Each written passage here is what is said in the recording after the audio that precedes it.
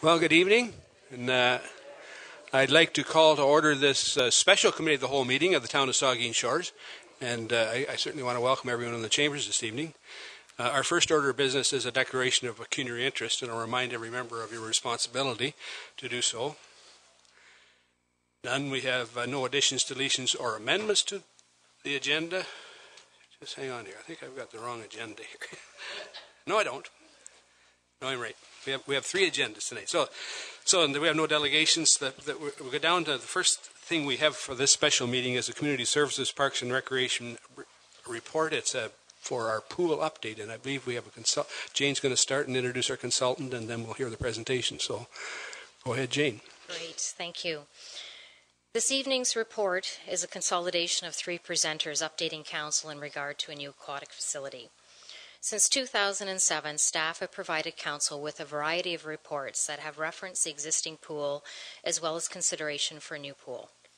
Staff values council's support through this process of the future of aquatics in Saugeen Shores and in determining the most fiscally responsible approach while keeping in mind the desires of the community. This evening we have three guest speakers. As requested by council to seek potential alternative sites for a pool facility, staff have worked closely with Les Cam from Colliers International. Mr. Cam will be presenting a detailed review of current existing parcels of properties owned by the municipality and will be providing a thorough analysis of the pros and cons of each of them.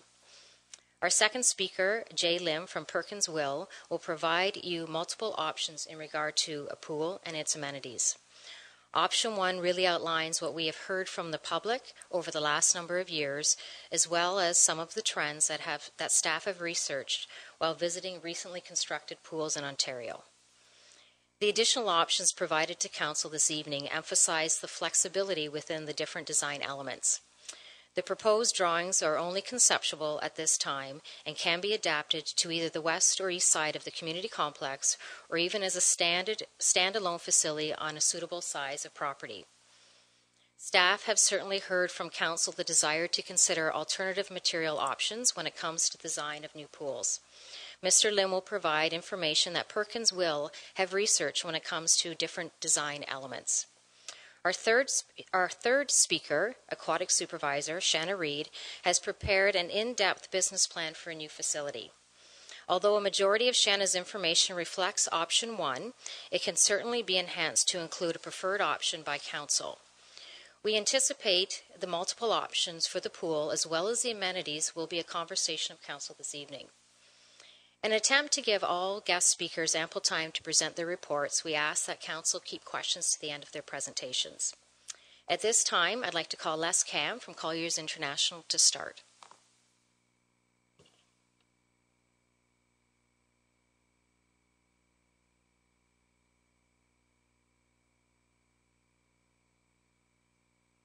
Mr. Mayor, members of council, thank you for allowing us to come and meet with you today.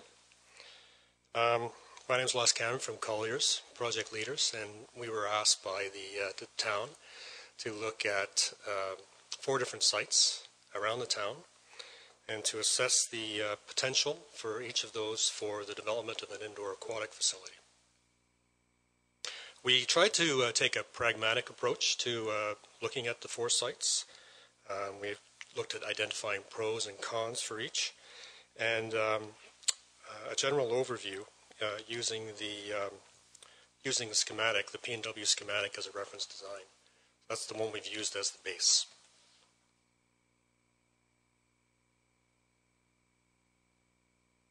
The 4 sites that we were asked to look at.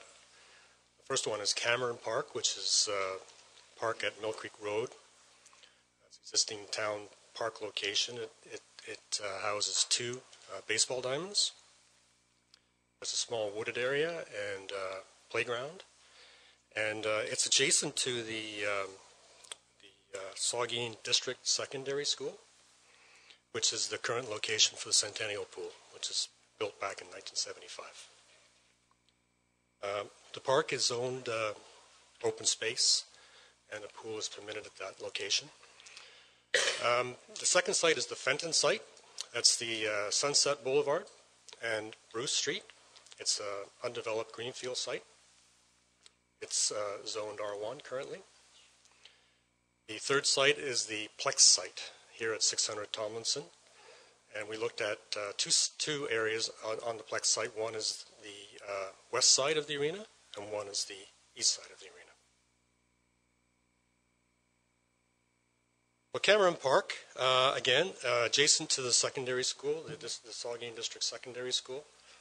There are existing services at the road on Mill Creek. It's limited. Existing services in the infrastructure that will be available, but there is services there that can be carried into the park. The site is a sloped site, which causes a bit of an issue with regards to development. It will make the site development a little bit more expensive because we'll have to introduce retaining walls. Trying to create a level building at the same time as trying to maintain existing grades, specifically for the baseball diamond, would require the introduction of those walls, which would increase the cost of developing the site a little bit more over what you might find on one of the other sites. From an area point of view, the area is a good size. Again, we use the footprint that Perkins and Will had provided, and it does fit on the site, but it's a bit of a tight fit. When you go to introduce the driveways and the parking lots, and then the circulation around the building, it begins to get a little bit smaller when you look at the overall site, and it's very limited as far as the ability to add any future buildings to or other uses to this building. So again, it's overall it's a bit of a tight location. It's a residential neighborhood, so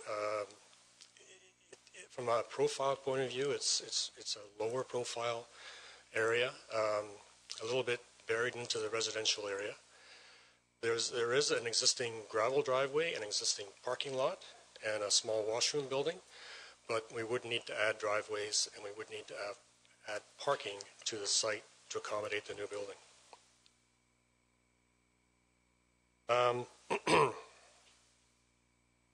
The next site is the Fenton site. So this is at the terminus of Bruce Street and Sunset Boulevard in the southwest corner of the town. Currently zoned R1, so we probably need a rezoning to be able to put a pool into this area. Again, it's in a residential neighborhood. It's a newer residential neighborhood. So it is somewhat of a lower profile and somewhat hidden from the main routes back and forth through the town. There are services available at the street, but we would need to provide roads and access and parking into the site to serve the new building. One of the things with this site, it's quite a large site. Estimated it's about 3.5 acres, and so that's larger than what we would need for the pool. But the recommendation is that you probably need to do a master plan before you go ahead and put a pool in this location to see what other facilities you could build in this location to go with the pool, and that would extend the development time related to this location. There is a YMCA childcare building that's fairly close, so that offers opportunities for co-programming, moms and tots, swim lessons, things like that. But it's not close enough to the location that it's particularly unique. So it is there, but it's not such an advantage that you wouldn't be able to get that same advantage at another location. It's also near the Port Elgin Saugeen Central School, which helps with programming. So you could look at programming with that school as well. It's within a walkable distance.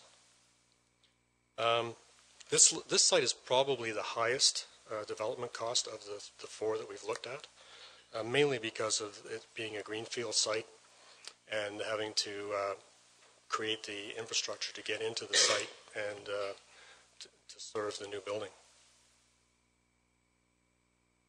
The next site we're referring to as the Plex Site A, which is the west side of the arena. There are a number of advantages to this location, and they're very similar to the Plex Site B location. The primary ones are the existing infrastructure, so the sanitary, the storm, the power, gas lines, and the ability to connect to the existing building and potentially use the rejected heat from the refrigeration system to pre-warm the air, pre-warm the fresh water, and possibly even warm the floors of the change rooms in the new building. It's a high-profile location. It's central to the town. It's about 6 kilometers from Southampton and about 3 kilometers from the south end of town. And because there is already a grouping of facilities here, municipal facilities as well as recreational facilities, it begins to get a synergy with this location where you can take advantage of co-programming between the arena and the pool. And from a maintenance and operations point of view, there's staff handy for any maintenance and operation requirements for the pool, as well as for programming. And the other part of it is from SEPTED point of view, the new police station is in this location, so from a crime prevention through environmental design, this is a good location. It's well lit. We've got the parking and the driveways already in place, and the relationship to the rail trail as well is also good for residents getting back and forth to this location, as well as for tourists. Tourists would intuitively come to this location if they're looking for activities and also to get to the rail trail. So lower operating costs, maintenance costs, and the negative with this location is the power lines on the west side. So we did talk to Westerio. They tell us that the power lines can be relocated. The cost is probably in the range of $150,000 to $200,000. That would be the premium. It would be, again, above grade, the power lines, and another easement would have to be established on this side of the building. That's something that needs to be taken into account. But also from a profile point of view, this is great for partnership opportunities. So, again, central location would be helpful if we're dealing with new partners who are looking to become part of the operation. The next site is the Plex B site. Many of the advantages I've mentioned are with the A or the same with B. The reason why we've selected the B site as the preferred site is this is the site of the refrigeration system. It's just by the room there, by the overhead doors. Also down this east side of the building is the corridor. So that's the corridor that serves the change rooms for the arena. It would be easier to make a connection on that side than it would be on the other side, which currently has a program room for the Hawks and also the stairwells on that side. Plus, we don't have to deal with the relocation of the power lines. So, our recommendation, and I've already gone through it, but for the Plex B site, we see this as the lowest development cost side of the building, and for the 4 sites, there's the opportunity to reuse the waste heat, which would help with utility costs and operating costs. Because of the proximity of staff in this area, the lower estimated operating costs and lower estimated maintenance costs. We've got the existing infrastructure, so the roads, utilities, the services, the driveways, the parking, co-programming opportunities with the arena, and the possibility of summer camps where you could utilize both areas. It's a higher profile location than the other two locations. Central location to the town, so from a point of view of residents being able to get to it, it's good. Along the recreational trail, and then again from SEPTED and security point of view. The new police station will be here. The existing police station is here now. The site is well lit, and there's other activities going on this site which all help to contribute to the safety of this site. Thank you. Thank you, Les. At this point, I'd like to call Jay Lynn up, and Jay is going to talk about the options and the amenities for a pool. Thank you, Councillors, Mayor, for inviting us in to speak with this design. So we were asked several months ago to come up with a high-level concept for a new pool facility which accommodated the needs of this community. Now, what we've come up with was a concept that we feel is flexible and is able to move to any of these sites, but in particular we've put it in this location because we feel there's a few opportunities available to us. So my name is Jay Lim. I'm an architect with Perkins Will. I have over 15 years experience. My area of specialization is in sports and recreation. I also have a background in urban design, so I actually care about your community. And I want to make sure that this new facility will accommodate this site and the needs of this community. In addition to being an architect, my background, I do have a part-time work as an associate professor at Carleton University, where I teach building science and design at the school. So I feel quite comfortable in the ideas that we've presented here are quite sound in its building science and its opportunities for you. So initially we were handed a program with a long list of items needed by the community. Firstly, we cited the building on the B site, I think, actually the A site, which is what Les called it, in order to situate the building and create a new sort of central driveway, an urban center, right? So its center makes the facility a unified whole. The reason we did this also is because a lot of communities now are thinking about twinning their arenas, and we thought that this was a great opportunity here for future opportunities expansion of twinning the arena. If you ever wanted to twin the arena on this side, it would make it more difficult. So that's so we had two reasons for placing it on this side. But that being said, the design is flexible enough that it could be an independent building or flipped onto the other side of the plex. In the basement level, we've designed a facility which is very open, but on the basement level we have maintenance as well as pool tunnels which would store your mechanical equipment and house all the lower parts of the pool facilities. On the ground floor, what we notice here is an addition of a new entryway which would unify the arena as well as the pool. What we like about this is that new staff there's a single control point which could then be optimized to monitor both the pool as well as the arena at the same time. Once entering into the pool, you can see there's a viewing gallery here for parents or people wanting to look onto the therapy or the small teaching pool here.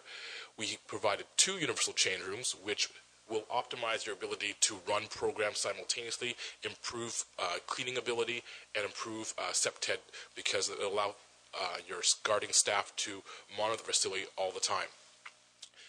One of the new things we've initiated in this project was a new centrally located lifeguard and pool monitoring staff. This is a new design technique we're using in all our new facilities which will allow the off-duty guard to monitor the entire facility and provide better safety overall. On this portion of the drawing, we can see there's storage, ample storage, as well as bleachers for future competitions or events, larger events, if you want to host it. The main pool is a 6-lane competition tank with a ramp. The secondary pool is a therapy pool with a bit warmer water, which will promote teaching, therapy, as well as other activities for smaller people. And on the left-hand side, you can see a splashdown tank for a new slide.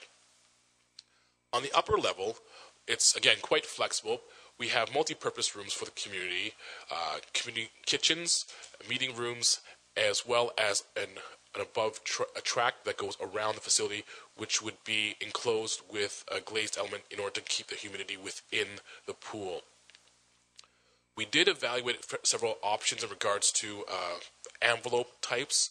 We have had a really good experience with these solid envelopes because it does allow us, it's more robust, as well as it allows us to improve our R value. We did evaluate possibilities of using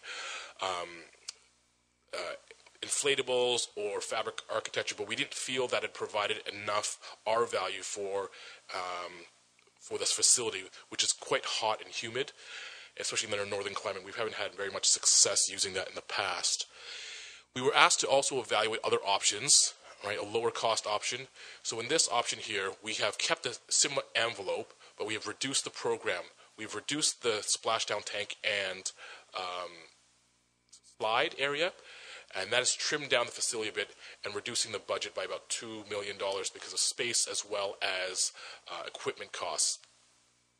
On the upper floor, we still have the community facilities up here, but we've eliminated the walking track. Just an option. It's just an option. Because of the hermetically sealed nature of the walking track, it is a bit of a cost. So in this option, in order to bring the cost down, it was removed, but it's just an option, as Shanna said. In option 3, we've reduced the program even more to bring down the program. Essentially, the basement remains the same. On the upper floor, we actually take some space away from the deck as well as the teaching facility here. And on the upper floor, what we do is we shell in the space for the second floor. So at a future time when there is finances to build that space, you can. It's always available because it's under the same roof. But all the program elements in that area have been removed to save costs. So it's sort of like we just shelled it in the space. The last option is the option 4, and that's a bit more the most dramatic. It's at $14.4 million, and this one dramatically reduces the program. So we would remove the therapy pool. You would only have the 6-lane competition tank.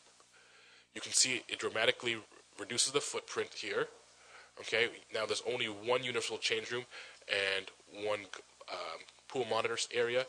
We still maintain a new entry into the arena as well as the pool, so we unify and make some efficiencies with the front desk staff, but again the program gets a bit smaller. So costing, in this chart we can see the full option at its $21 million cost price point and each of the reduced options from there on in. You can also see all the elements that we have kept or eliminated through this phase to give you a better understanding of where those costs are going. Okay. We see that this site as a prime opportunity to create a new vision, a new face for this facility. What we like about this sort of design option is it provides us opportunity to create improved sustainability features. So you can see here we've sloped the roof because we think there's opportunities for solar PVs. We also see an opportunity to, based off these robust materials, it would have a longer lifespan, and we think that it would hold up better in this kind of Canadian climate. The visualizations from the street entering the new facility, you can see there's a new glazed entranceway which will draw people into this roundabout. The new facility has great street frontage, so the activity within the facility can be seen. We put in brise soleils here because we understand there's some low sun, and we can help improve the lifeguarding situation there by reducing glare. This is a slightly different option. In this option here, we would actually use the slope of the roof to attach photovoltaics or use other sustainable features in this project to help offset some of the costs and improve our sustainability quotient in this. From above, again, you can see a flat roof option would be one way we could do it, and then a similar option with a pitched roof. Again, this would allow us to naturally use the slope of the roof to improve our sustainability features here. We like this, the materiality of this we imagined as something robust. We would have some stone, some wood, as well as some metal. The existing facility here is made out of a corrugated metal, so we can think of a way of unifying the architecture of all the buildings here, while at the same time bringing a more contemporary look to it. Thank you. Thanks, Jay. At this point, I'd like to call Shanna Reid up. Shanna has spent a tremendous amount of time in developing a business plan for a new pool, particularly with emphasis on option 1, but some flexibility for future options as well. All right, hello everybody. Thank you, Jay. Mr. Mayor, Council, media, staff, community members, Aquafit ladies. It is my pleasure to be presenting to you the business case for a new pool facility tonight.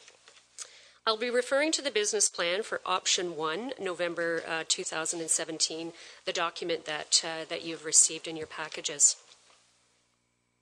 Oh yeah, I gotta click this, don't I? So as Jay mentioned, we did look at a variety of different facilities over a number of months. And based on the community's needs and wants, we put together as he indicated, a pretty robust program schedule. That program schedule, just as an FYI, is all of the things we want. So it's not the actual programs of the Aquafit classes, etc., but it's the stuff we want in the building. So the new concept of the new facility was vetted through our community consultation phase, and here are some of the highlights of the design concepts. It is going to be an accessible building with accessible tanks. The warm water is to attract a variety of different users, and that would be in our taught therapy pool. Speaking of the therapy tank, the warm tank can provide a variety of therapeutic uses for participants. This is outside of our general programming options currently. It would be such programs such as pre- and post-surgery use, warm water and gentle aquafit classes, to name a few. Fun features such as slides and ropes and fun bubblers will be an attraction for new users for fun swims and youth programs.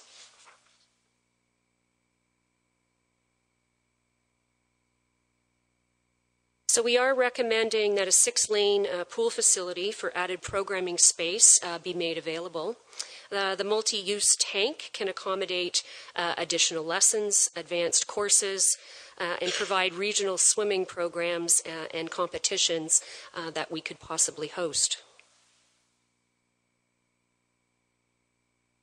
Jay also chatted about our new walking track and potentially having multi-purpose rooms available as well. And with this, the community's needs in mind, really, a walking track would be accessible all year round, and our rooms are also being suggested as well. The addition of a walking track can open up a variety of programming opportunities, such as learn-to-run programs, walking fit classes, etc., and again, use during all seasons. Additional multi-use space can accommodate birthday party rental swims, dry land fit classes, art classes, and more. I did want to give you a little bit of an idea of what the history of the completed items and the documents that we've done over the last 10 years.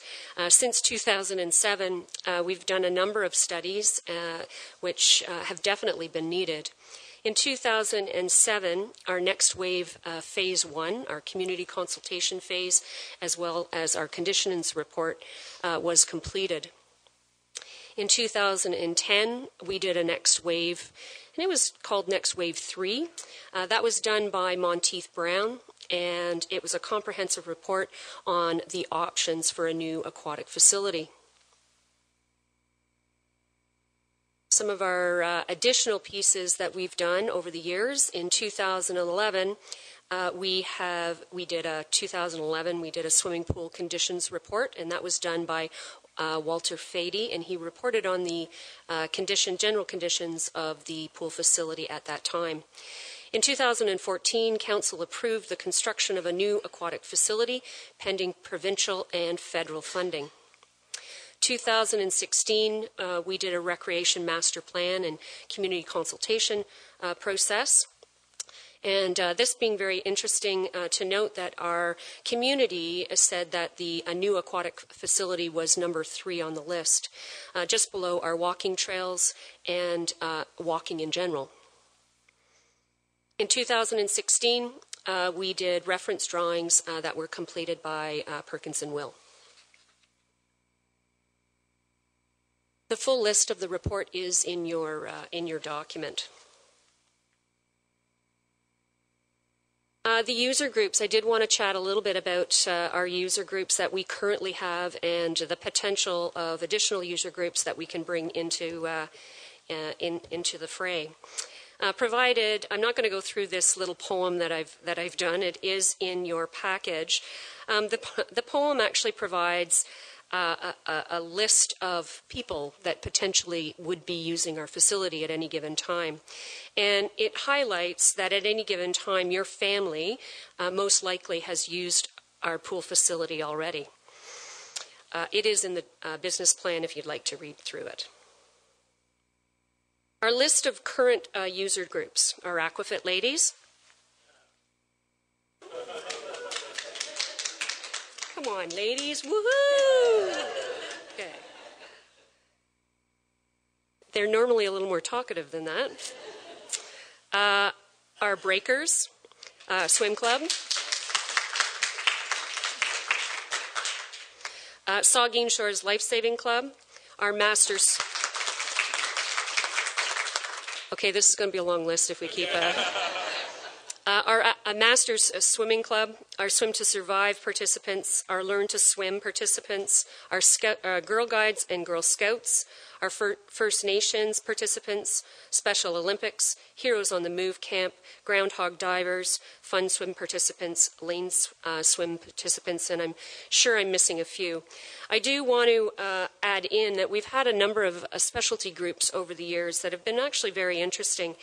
We did have a rental that included testing of underwater equipment and a specialty group of aircraft water safety submersion group that used our pool facility, cardboard boat competitions, etc. The list of supporters is a vast one as well. In our community, our local businesses pay for our sponsored swims. The volunteer coaches that we have on our deck at any given time, our BIA, the Beachers, and of course more. The list of potential groups that we could tap into: surgical pre- and post-operative, therapeutic professionals, heart and stroke organizations, and additional sport groups and competitions. The specialty programs that we could offer would be great. It would also include tourist attractions as well, such as the slide, as you have already seen. So participant numbers are always a fun one to look at. Participant numbers over the last 10 years, we have had a growth of approximately 84%, which is actually pretty cool. It means people are using our pool facility. The public continues to use our pool facility in record numbers. And in 2016, the pool facility saw 42,000 visits. Children, adults, and learning to swim, adults and teens participating in Aquafit classes and lane swims, breaker swim teams, learn to leadership programs, Special Olympics, and the Saugeen Shores Life Saving Club members. They're all accessing the pool currently. Fun swims are popular, and birthday party swims continue to climb. From 2007 to 2017, we have seen an increase of 83%. So we did also want to talk about the key focuses of our new pool facility. These are not new focuses. We have been looking at these for a number of years already at the Centennial Pool, but just as a reminder of to keep these things in mind when we're moving forward. Our aquatic program variety. Growth in Aquafit classes and top programming would be great with a new facility. Our youth leadership programs and sporting events such as swim meets, life-saving events would contribute to sport tourism growth. The second one here is aquatic recreation for all, and that would be including accessibility and financial.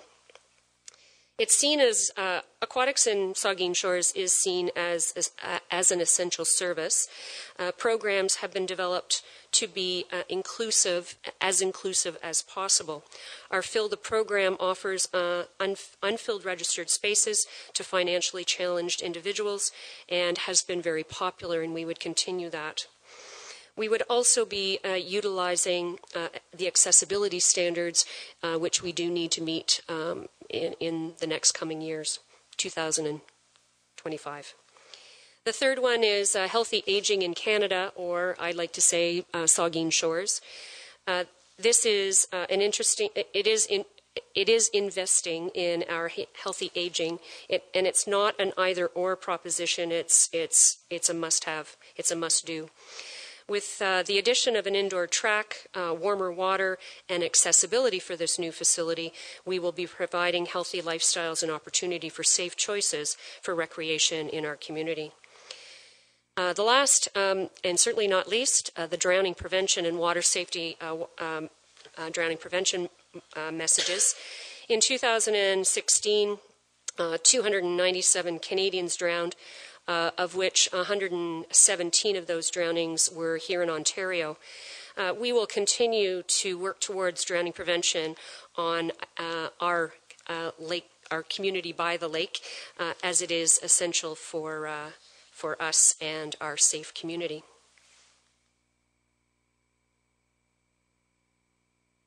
This is probably what everybody wants to get into. What are we looking at in terms of revenue, and actually what do the numbers look like? This is the projected revenue for a new aquatic facility. This would include the new community programs and walking track programs. The trend in opening a new facility is that revenue could potentially double the first year, and the detailed numbers are provided in the appendix for a typical session, and that is in your package. The expenses are also an important number to take a look at. With increases in revenue, you also get an increase, of course, in the expenses. The projected number would be an additional $298,000 to the tax levy for the option number 1.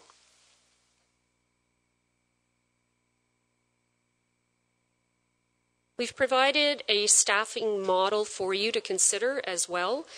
With a new pool facility and additional amenities within that facility, again, option 1. It would, I'm just going to talk about the actual additions.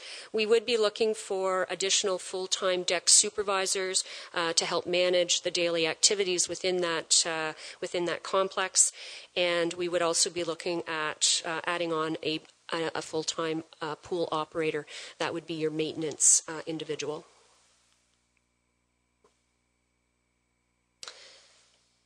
So the average household cost, that's probably a number everybody wants to know. And this is an updated chart from the business plan that you received earlier last week. These numbers represent how much it would cost the average household for the 4 different options that Jay has outlined for you in his presentation. So we have a number of recommendations that are part of this business plan, that the town of Saugeen Shores work towards looking for partnerships to assist in the funding and the operational funding for a new aquatic facility.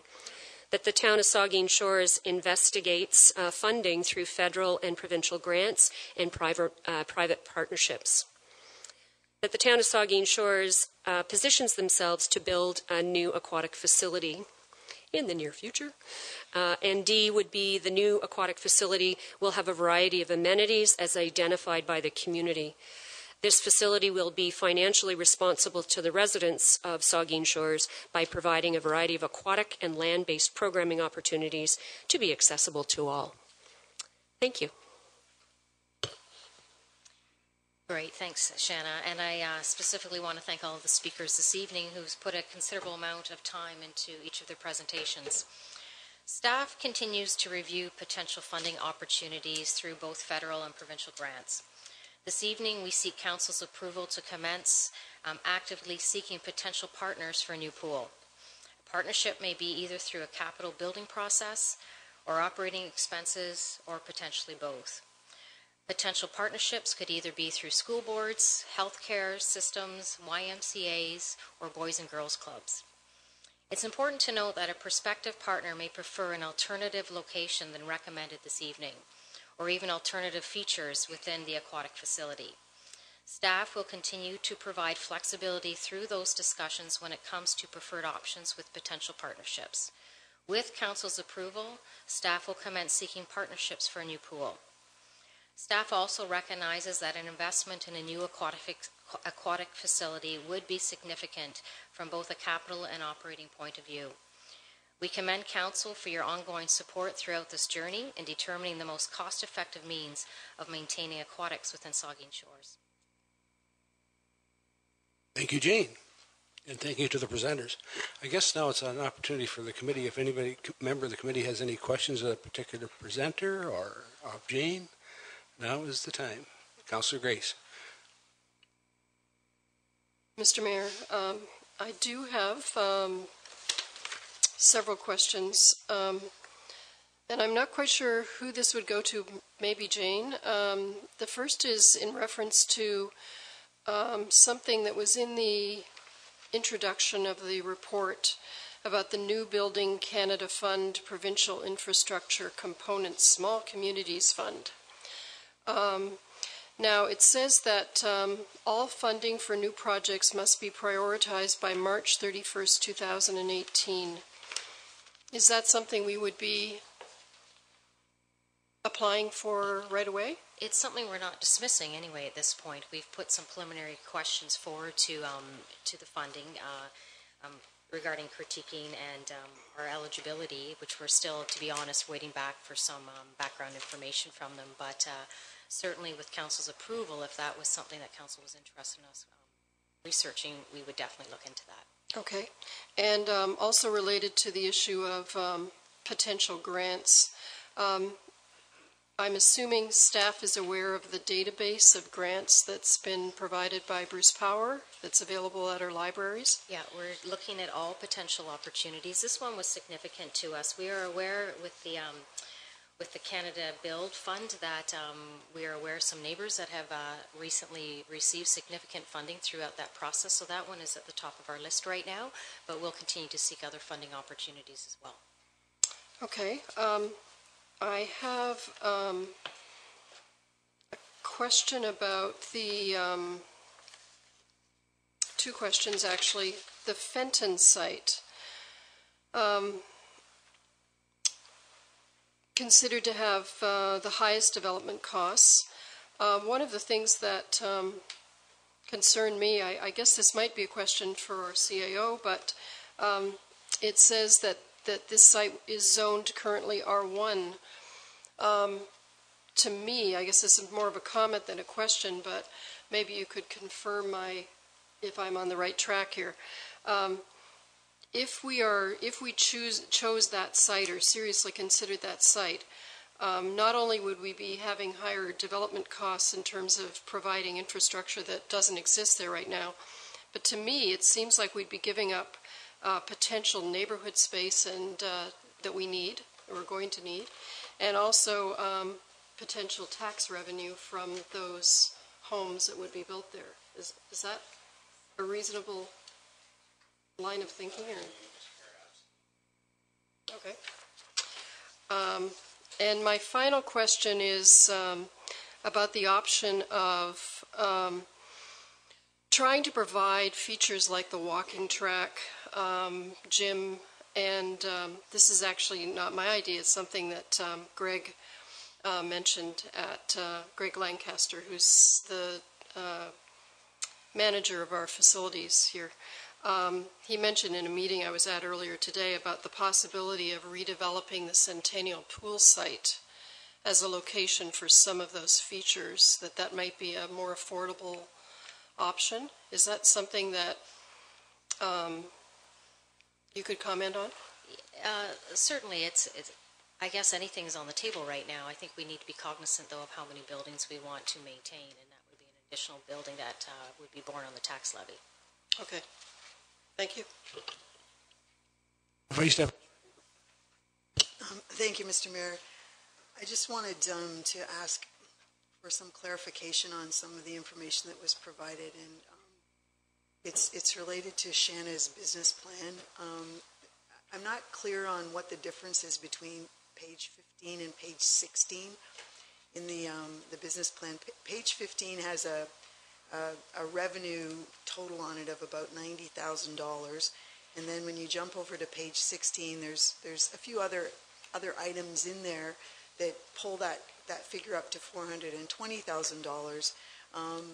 But I'm not entirely sure how the $90,000 fits into that, and it's a pretty big jump from $90,000 to $420,000. And I guess further to that, if you're able to make, and I have a couple of other questions too, but if you're able to make an additional comment, when you have figures in the projections that are, say, $10,000 for walking track programs, how do you come about with coming up with those figures? Because it seems like a pretty hefty sum, and obviously we would charge people to walk, but that just seems like a lot of money for that one category. So can you just explain what page 15 is all about with the $90,000 and how that fits into what you've got on the next page? Sure. Thanks. Absolutely. So the $90,000 would be a typical swim program session. So that sort of breaks down into our four distinct programming pieces over the year. So that gives you a bit of an idea of what our swim classes would potentially be able to bring into the new facility. So you see that we've projected a variety of different private swim lessons, excuse me, our small class per session, our swimmer classes, so our 45-minute classes, as well as our 30-minute swimmer learn to swim programs. So this is basically just our swim lessons as well as our swim revenue per session. So that just gives you a bit of a breakdown as per session. When we're looking at walking track or even potentially community-based programs in those rooms, these are our best guesses, and we are actually being very conservative on those numbers, and we look to our partners in other areas, so in other regions. We look to Hanover, we look to a variety of different programs that are being offered on walking tracks all across Ontario, and what kind of revenue they're bringing in.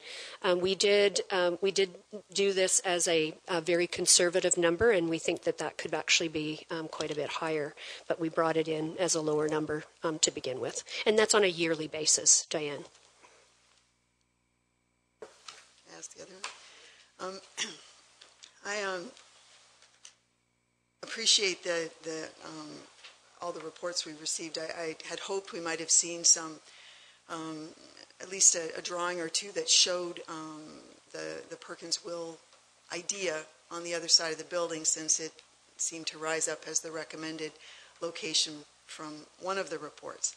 So I hope that maybe someday we might see the drawing sort of just put on the other side of the building just to see how that might work, because it's a pretty picture when you paint the attractive glass and the nice frontage and all that kind of stuff. If it's on the other side of the building, though, I'm just curious how some of those features would translate, because I think there's something that could happen on the other side too, and I look forward to hearing about that.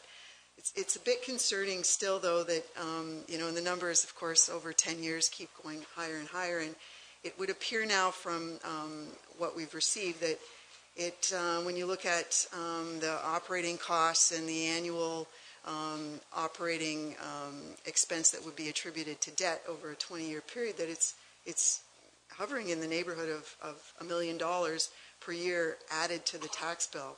And then the revenues, I appreciate what the aquatics director just said. I'm a little more skeptical, I guess, but I have a great deal of respect for her knowledge. To come up with $420,000 worth of revenue, the numbers are still pretty high. I am curious to know, though, in quite a few of the pool reports that we received, there was often a comment about capacity use, and none of the information we received tonight sort of addresses that. And I go back to the last one, which I think was Monteith Brown, and there was very specific reference into that it didn't matter what we did, the pool would likely only be utilized at about 25% of its capacity. So I'm curious, Shanna, because I think your business plan sort of is suggesting a very positive model. How would that capacity issue fit into this now? Because a facility that costs us approximately $1 million a year that would operate only at 25% of its capacity, that's a daunting kind of balance there. So I know that Monteith Brown made a big point of including that in their report, so I'm just curious to know if there's any update on that particular item. And, certainly when you suggest aquatic camps and other things, you'd like to think that you could bump up that usage, but 25% capacity usage is not attractive. Diane, I'm not going to kind of limit it to the 25%. I'm probably not the person to be chatting to about that. I do want to just double check on our numbers here. So yes, indeed, the expenses would come out to about $930,000. However, offsetting it with the revenue, you get down to the tax levy of $510,000. So it's not necessarily costing the community that $1 million. Sure. And what I did want to chat to you about with respect to the numbers that we already see in our current pool. Over the last, and I think that was on page, we could probably go back to the slide as well.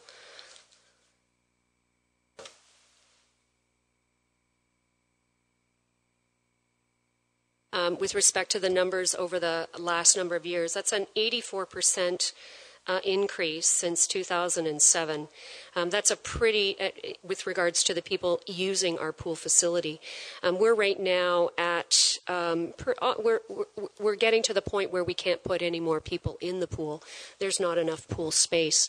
So I'm anticipating that we would be able to continue that trend as we move forward into a new pool facility. Just as my clarification of my $1 million, the number that you just did the math on, about $900,000 of expenses versus about $420,000 of revenue, you get about $500,000 there. The other $500,000 comes from the debt repayment. So it is about $1 million a year. Correct. That would be yes, on, correct. on with respect to the capital, okay. Absolutely. Thank you for the answer, though. Any further questions? Councillor Madison. Thank you, Mr. Mayor. Through you, I just want to comment on a couple of things. What our director of the aquatics, Shauna, just mentioned. We do have had an 82% increase since 2007. But just imagine the increase we would have if we did have that new pool. There are a lot of people who are not going into the pool because of the shape that it's in right now. And that's nothing against their staff because they're doing a bang-up job keeping it going. But we do need a new structure. Now, looking at $21 million, I have a question for our first consultant. Have you looked at alternative designs and structures? Either or. Jay. Thanks for the opportunity. So over our history, Perkins Wells has evaluated several different structure types. We have proposed a prefabricated baling structure similar to what is used in your arena. So there's a cost efficiency and prefabricated structure available to you, which would reduce the costs for an overall building type. I understand there was a request to evaluate other kind of typologies, specifically some sort of fabric structure that we did look at. Our only concern with that was that we did evaluate the structure, but the fabric structure that we did look at only provided a maximum of an R30 insulation value. Currently, the building code for a roof alone requires an R50. So that's nearly twice as much.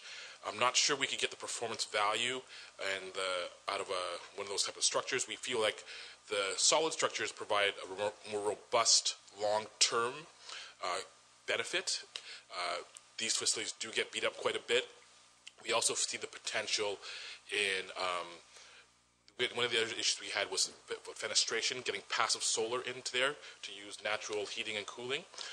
One of the issues with some of our fabric structures we've used in the past, we've used them in places like arenas where natural daylight is not valuable, but in places like pools, we do find that the natural daylight is valuable, and we had a challenging time trying to fit in natural fenestration into a facade like that. So we did evaluate several options, and we felt this was the most robust but economically advantageous option at this time.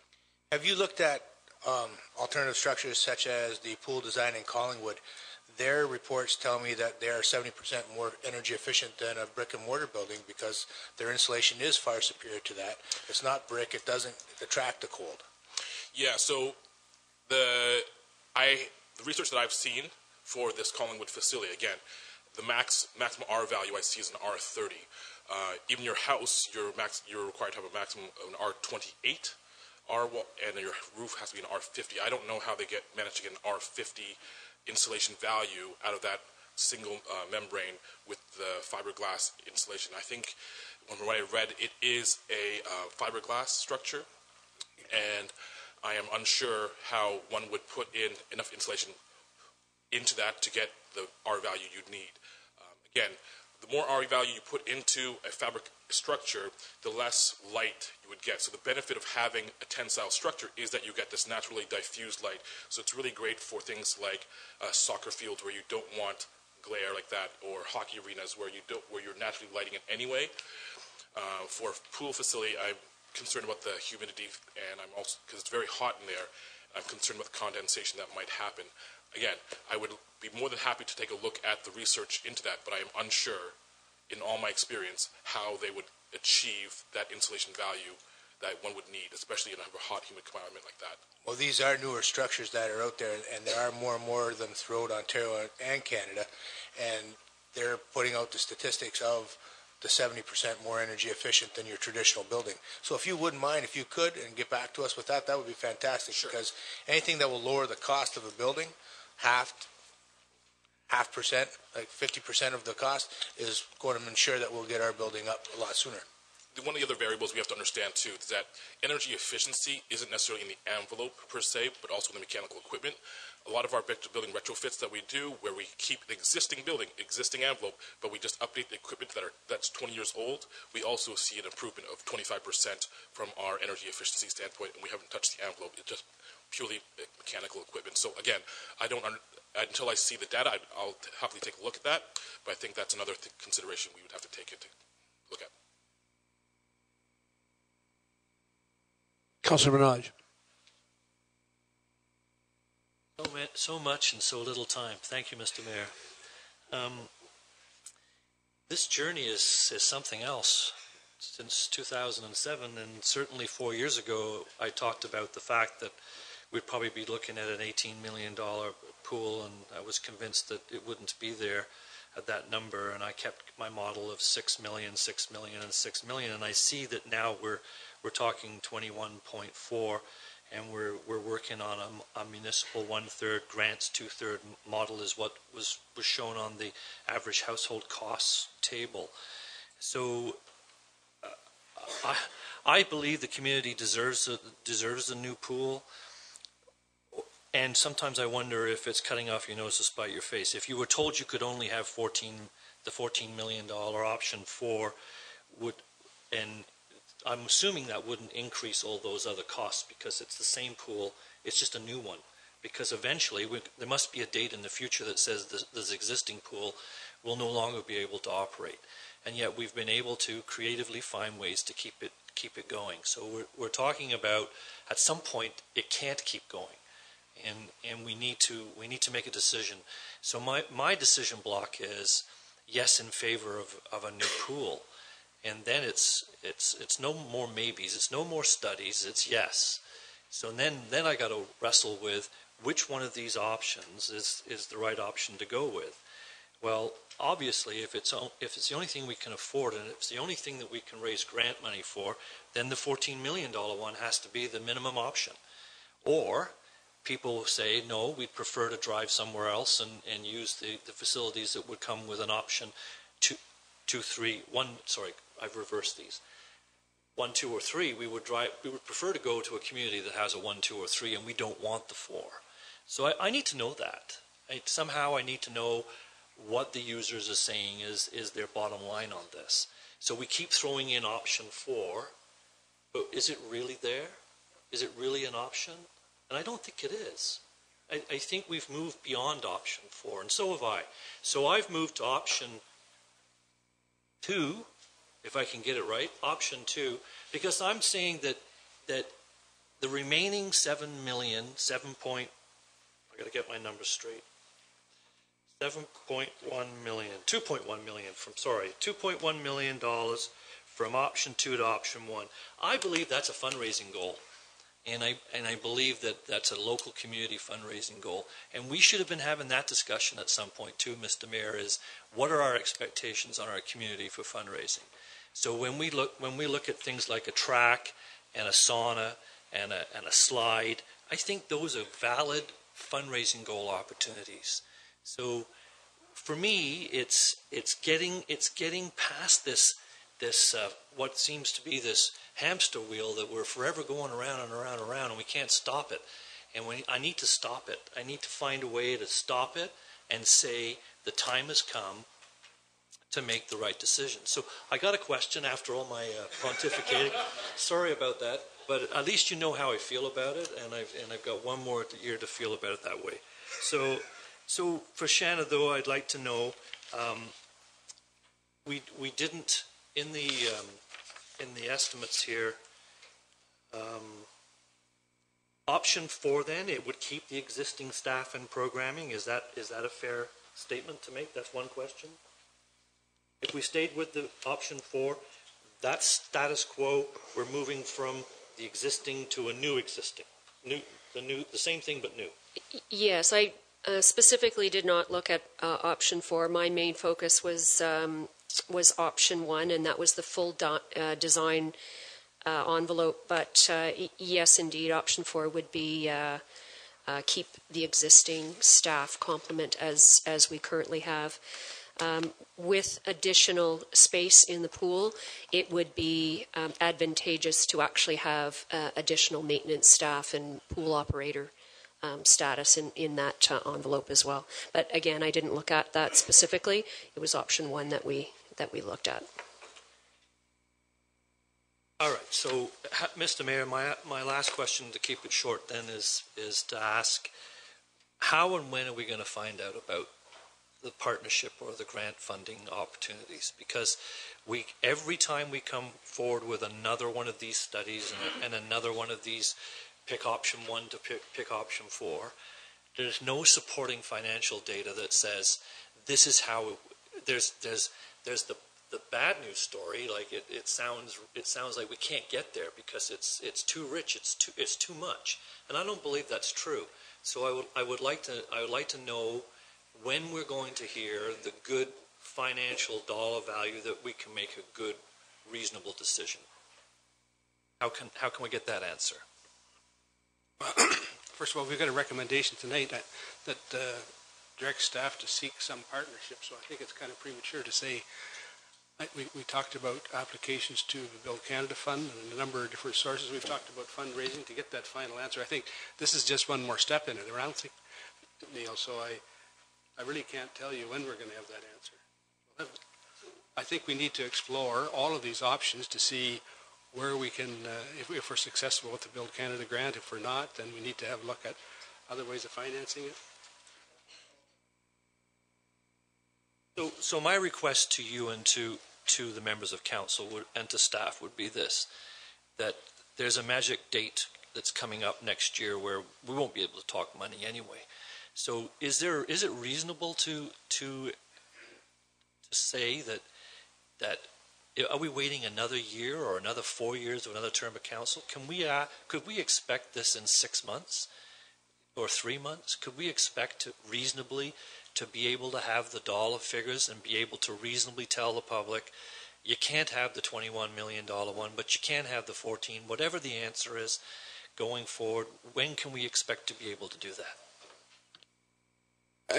If you want to speak to that, I don't think I can give you an answer to that tonight. I would love to be able to give you an answer to that tonight, Neil, but I think the difficulty is with this application to Build Canada Fund, we're not even sure. You're exploring those options and what's available there. We're exploring several options, and your recommendation tonight is that we seek partnership opportunities. And as I previously said, those partnership opportunities may dictate what those amenities look like in a pool facility, and therefore, obviously, equates to cost. So it would be premature for me to say right now when that will be here. We are asking approval if we can at least seek out those potential partnerships so we can start those conversations sooner than later.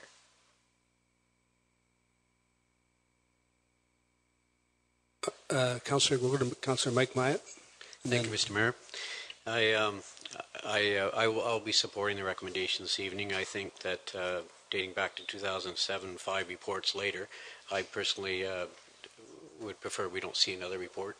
I think it's time to move on and move forward and make this decision. And I like the recommendation because it gives staff approval, direction to go out and look at potential partners. And I think our CEO has mentioned and our Director of Community Services mentioned, the Family Y, for example. Just talk to the people in Goderich and how they're feeling about the Goderich Family Y with saving the town several $100,000 per year with assuming operations down there. I think there's ways to cut that $500,000 operating deficit, and it doesn't necessarily have to be that number.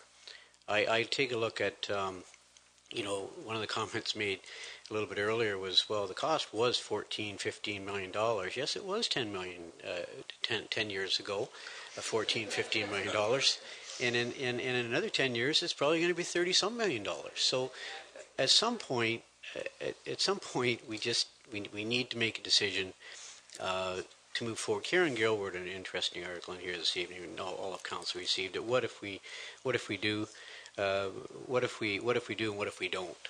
And I don't think what if we don't is even a question. One of the first questions that I've done a fair number of doctor recruitment tours for the town on a volunteer basis, and one of the first questions I'm asked when a doctor recruit comes to town is, do you have an aquatic center? Do you have an aquatic facility? So say yes, I'll take you up to the aquatic center. So I drive by. I don't take them into the aquatic facility. I do drive by.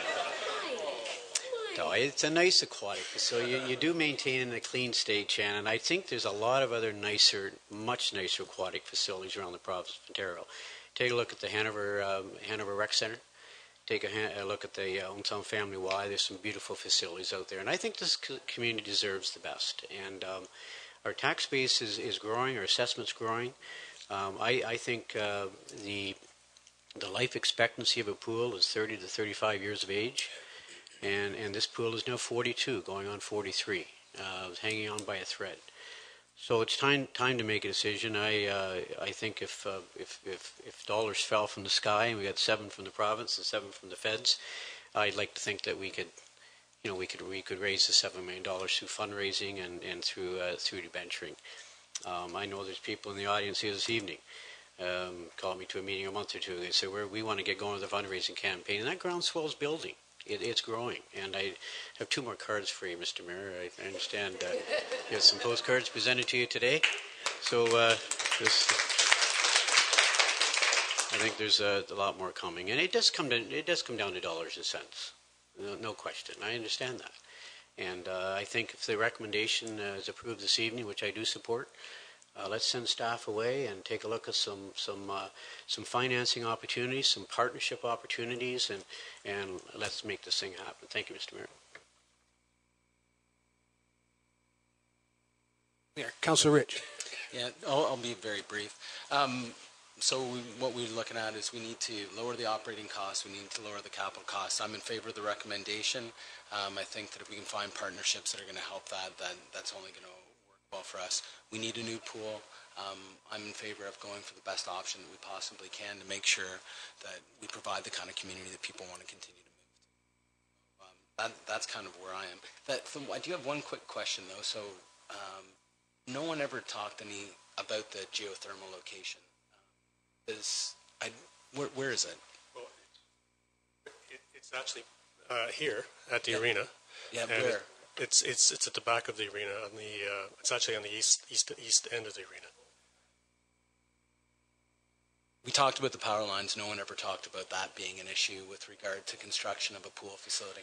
Well, it isn't, because it's the locations we're looking at are on the east side of the arena and on the west side of the arena. Just on the west side, but it doesn't infringe upon that. That's just a question that I had. No, it wouldn't interfere, no. Cool. So in the end, I think we should move forward with the recommendation.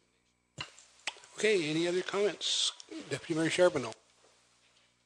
Well, I may as well comment since everyone else has. And I wanted to thank you all for coming in tonight, but I wanted to make the comment, and it's been talked about a couple of times here already about the history of this and the 10 years and the studies that we have done, and this is still what it has always been about, is the money. The support has always been around the table to do something with this facility. It's always been here. In fact, we gave the direction a few years ago to go ahead with that 2/3 funding, and it's not a question of desire. It's not as though we don't want to do it. It's a question of our capacity to do it. We simply cannot. We don't have the money to spend $15 million of our own money on any facility. We just don't have it. We would soak up all of the borrowing capacity of the municipality, which would be financially disastrous for the municipality. So we have to have supporting funding from somewhere else. And so it's still about that. It's still about finding that 2/3 funding. We need between $10 and $15 million from somewhere else to get from option 4 at your 10 to option, I'm getting them backwards, I think, option 1, 15. That's what we need. Before we raise any money locally, before we go to the tax levy, that's what we have to get from somewhere else. So I guess that's what we're tasking our staff with tonight, a huge, daunting task, really, to go and find that 15 million or 10 or 15 million dollars from somewhere else. And so I don't think anybody should have any false illusions as to how large a task that is. It's always been a big task. It's always been our desire, and it's always been a big ask. But I'll certainly support the recommendation, and I absolutely hope that we find the money, and anything that we can do, I'm certain politically, as a council, to push for that funding from senior levels of government or anywhere else, I'm quite certain we'll do, and I know the mayor will lead us in that. So good luck, and thank you all for the presentations this evening. Thank you. Councillor Dave Mayette. Thank you, Mr. Mayor, and through you. And as much as I like to give the Deputy Mayor the last word, I was slow getting my hand in the air. And but I'll add to what he says. Actually, kind of leads on to what I was getting at as well. As the support is always here, and finding the money is going to be the challenge. And I will support the recommendation that we'll send them off to do the staff off to do just that. But I go back to the very beginning of the presentation when Les Camp was up. And he said that he had done some visiting of recently constructed pools throughout Ontario, and certainly when you're talking about the tax levy being able to afford the debenture and the operating costs of a pool, it goes by the number of taxpayers in your community, and so our community is, the recent data has just shy of 14,000 people. I wonder if you could just maybe comment, Les or Jane, as to if there are some comparable communities in Ontario that have built aquatic facilities in similar size and capacity as what we're talking about. How does their population base compare to ours? I know driving around, and when I'm driving to Toronto, I go through Orangeville, and they certainly have a wonderful aquatics facility, but they're a 35,000 person community, double of ours. And even Owen Sound is considerably larger than ours, and they got some excellent partner funding to do theirs. And I wonder, it's simply a matter of, are we big enough, and do we have our borrowing capacity is directly linked to the number of taxpayers. All of our funding is directly linked to the number of people and how much people are willing to take home. We're talking about $135 per, it says household. I call it tax roll because a lot of the tax rolls, particularly in Saugeen Township, are for farmland, and sometimes people own quite a number of those tax rolls. So there are people who are my neighbors who will be paying 4, 5, 6, 10 times that number because they own a number of properties that don't have any houses or people living on them. So, it's a considerable thing, and people are very sensitive to their tax base. So if you have any ideas to what the comparables are, thank you. Yeah, recreational, though it's a big community, it's a small community. And we network with many of our neighbors. And in Shanna's world, she networks with many other aquatic facilities in comparable sizes. We are on a regular basis in conversations with Hanover, Goderich, and Wingham, to name the 3 closest ones. I think, Shanna, I'm missing any of the closer ones with Owen Sound, obviously, proximity. We have lots of conversations with Owen Sound. So there are smaller communities out there, Kincardine, that have pools similar to our size, or communities similar to our size that support pools as well.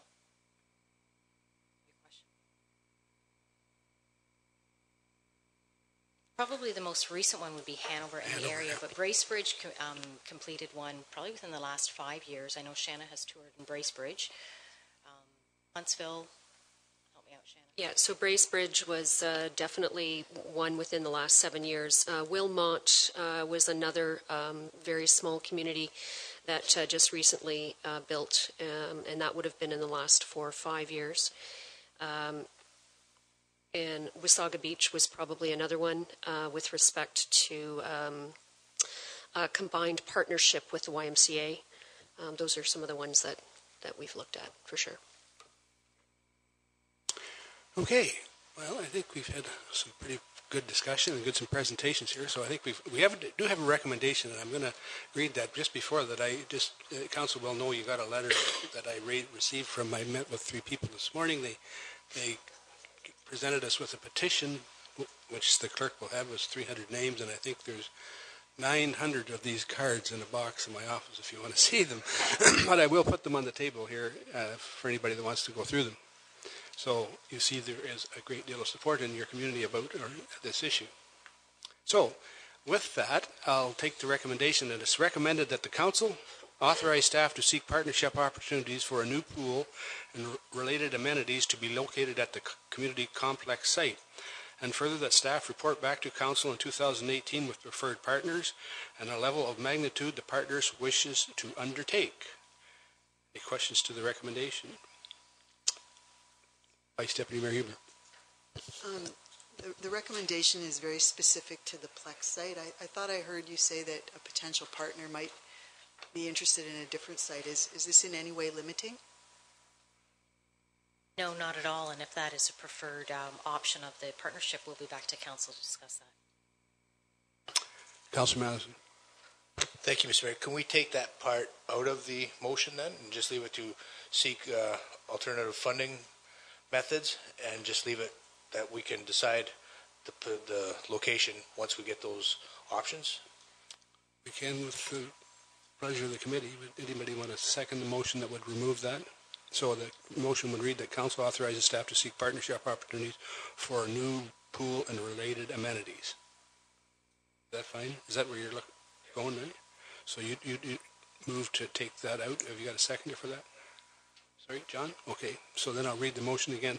The recommendation that council authorize staff to seek partnership opportunities for a new pool and related amenities, and further the staff report back to council in 2018 with preferred partners and level of magnitude the partner or partners wish to undertake.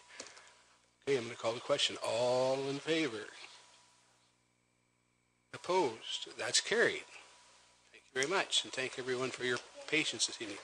That's the end of our agenda for our special committee meeting, so I'll take a motion to adjourn. Councillor Madison and Deputy Mayor Charbonneau, all in favor? We're adjourned, and we'll reconvene for committee of the whole at 7:30.